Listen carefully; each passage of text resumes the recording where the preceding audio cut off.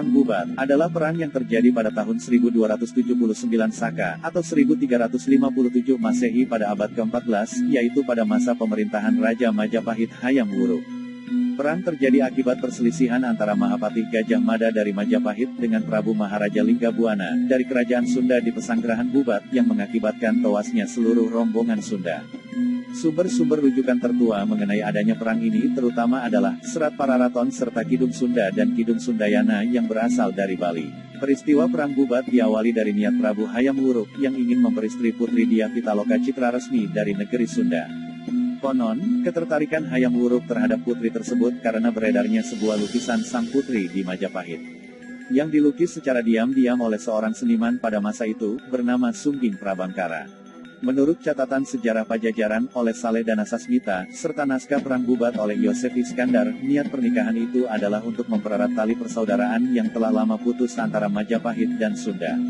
Raden Wijaya yang menjadi pendiri kerajaan Majapahit dianggap keturunan Sunda dari Dyah Lembutal, dan suaminya yaitu Rakeyan Jayadharma, Raja Kerajaan Sunda. Hal ini juga tercatat dalam Pustaka Rajia-Rajia Ibumi Nusantara Parwa II Sarga III. Dalam babat Tanah Jawi, Raden Wijaya disebut pula dengan nama Jaka Susuruh dari Pajajaran. Meskipun demikian, catatan sejarah Pajajaran tersebut dianggap lemah kebenarannya, terutama karena nama Dyah Lembutal adalah nama laki-laki. Alasan umum yang dapat diterima adalah, Hayam Wuruk memang berniat memperistri Dyah Pitaloka dengan didorong alasan politik, yaitu untuk mengikat persekutuan dengan negeri Sunda. Atas restu dari keluarga kerajaan Majapahit, Hayam Wuruk mengirimkan surat kehormatan kepada Maharaja Linggabuana untuk melamar Dyah Pitaloka. Upacara pernikahan rencananya akan dilangsungkan di Majapahit. Pihak Dewan Kerajaan Negeri Sunda sendiri sebenarnya keberatan, terutama Mangkubumi Hyang Bumisora Suradipati. Ini karena menurut adat yang berlaku di Nusantara pada saat itu, tidak lazim pihak pengantin perempuan datang kepada pihak pengantin lelaki. Selain itu ada dugaan, bahwa hal tersebut adalah jebakan diplomatik Majapahit yang saat itu sedang melebarkan kekuasaannya, diantaranya dengan cara menguasai kerajaan Dompu di Nusa Tenggara. Raja Sunda datang ke Bubat, beserta permaisuri dan putri Dyah Pitaloka, dengan diiringi sedikit prajurit. Menurut Kidung Sundayana, timbul niat Mahapatih Gajah Mada untuk menguasai kerajaan Sunda. Gajah Mada ingin memenuhi sumpah palapa yang dibuatnya pada masa sebelum Hayam Wuruk naik tahta, sebab dari berbagai kerajaan di Nusantara yang sudah ditaklukkan Majapahit, hanya kerajaan Sunda lah yang belum dikuasai. Dengan maksud tersebut, Gajah Mada membuat alasan untuk menganggap bahwa kedatangan rombongan Sunda di Pesanggerahan Bubat adalah bentuk penyerahan diri kerajaan Sunda kepada Majapahit. Gajah Mada mendesak Hayam Wuruk untuk menerima Dyah Pitaloka bukan sebagai pengantin, tetapi sebagai tanda takluk negeri Sunda, dan pengakuan superioritas Majapahit atas Sunda di Nusantara. Hayam Wuruk sendiri disebutkan bimbang atas permasalahan tersebut, mengingat Gajah Mada adalah Mahapatih yang diandalkan Majapahit pada saat itu. Kemudian, terjadi insiden perselisihan antara utusan Linggabuana dengan Gajah Mada. Perselisihan ini diakhiri dengan dimaki-makinya Gajah Mada oleh utusan negeri Sunda, yang terkejut bahwa kedatangan mereka hanya untuk memberikan tanda takluk, dan mengakui superioritas Majapahit, bukan karena undangan sebelumnya. Namun Gajah Mada tetap dalam posisi semula. Belum lagi Hayam Wuruk memberikan putusannya, Gajah Mada sudah mengerahkan pasukannya ke Pesanggerahan Bubat, dan mengancam Linggabuana untuk mengakui superioritas Majapahit. Demi mempertahankan kehormatan sebagai ksatria Sunda, Linggabuana menolak tekanan itu. Terjadilah peperangan yang tidak seimbang antara Gajah Mada dengan pasukannya yang berjumlah besar, melawan Linggabuana dengan pasukan pengawal kerajaan yang berjumlah kecil, serta para pejabat dan menteri kerajaan yang ikut dalam kunjungan itu. Peristiwa itu berakhir dengan gugurnya Linggabuana, para menteri, pejabat kerajaan beserta segenap keluarga kerajaan Sunda. Raja Sunda beserta segenap pejabat kerajaan Sunda dapat didatangkan di Majapahit dan binasa di lapangan Bubat. Tradisi menyebutkan, sang putri Dyah Pitaloka dengan hati berduka melakukan bela pati, bunuh diri untuk membela kehormatan bangsa dan negaranya. Tindakan ini mungkin diikuti oleh segenap perempuan-perempuan Sunda yang masih tersisa, baik bangsawan ataupun abdi. Menurut tata perilaku dan nilai-nilai kasta kesatria, tindakan bunuh diri ritual dilakukan oleh para perempuan kasta tersebut, jika kaum laki-lakinya telah gugur.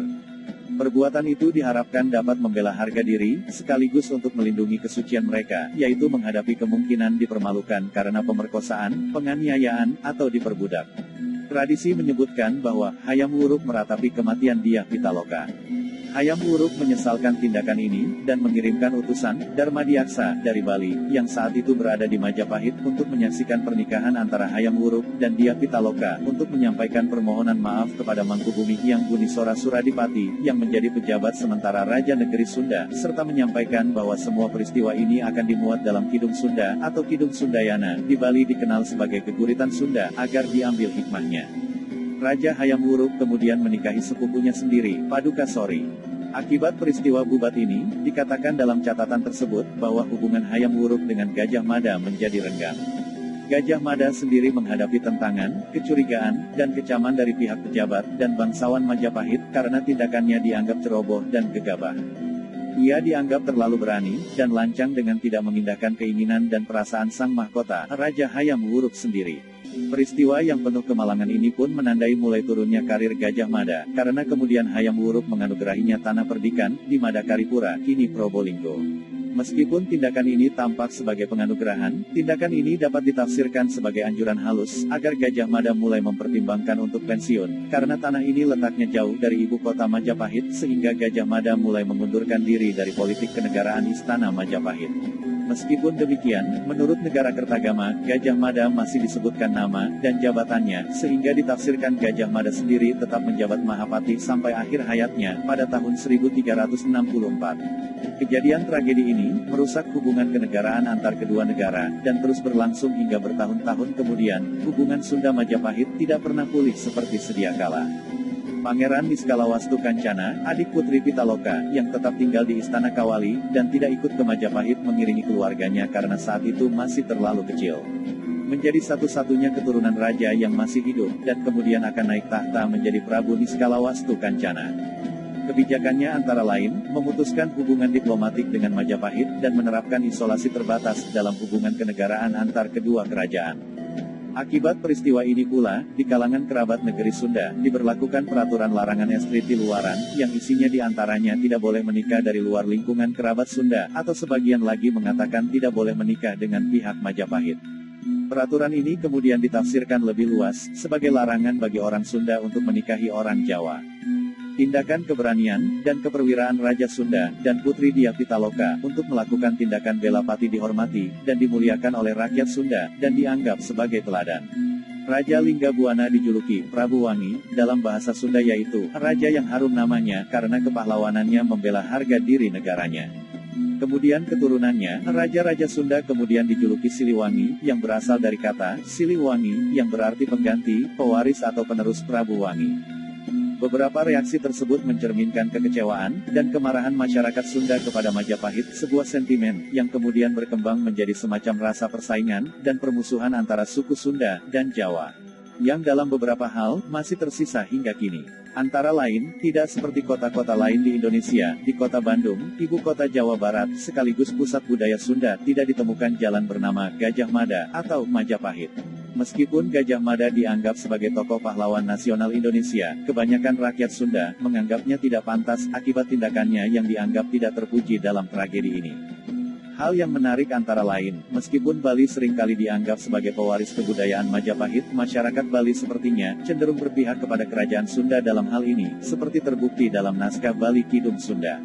Penghormatan, dan kekaguman pihak Bali, atas tindakan keluarga kerajaan Sunda, yang dengan gagah berani menghadapi kematian, sangat mungkin karena kesesuaiannya dengan ajaran Hindu, mengenai tata perilaku dan nilai-nilai kehormatan kasta kesatria, bahwa kematian yang utama, dan sempurna bagi seorang kesatria adalah di ujung pedang di tengah medan laga.